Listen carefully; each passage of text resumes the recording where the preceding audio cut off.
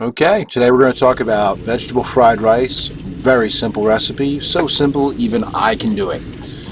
So, how are we going to get started? Well, usually the way I get started is saying, okay, I'm going to need cooked rice. So I usually start by cooking up 2 cups of instant rice because instant rice is really easy and, well, anyone can follow those directions. Next thing you do is you get your wok out, or like a flat bottom high side pan like I have here, a pot. 3 tablespoons of oil.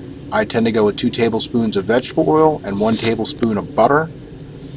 Next thing I'm going to need is a chopped small or medium onion. I'm always kind of a medium onion guy because I really like my onions.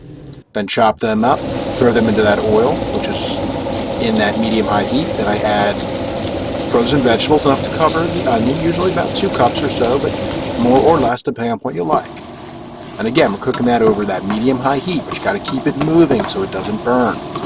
And we want to cook it until everything is nice and tender.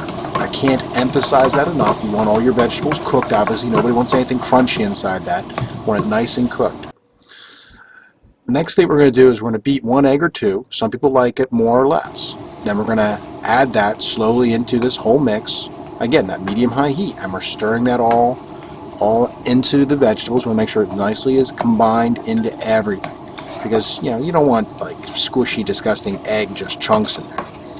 And we keep stirring that, make sure it's nicely combined.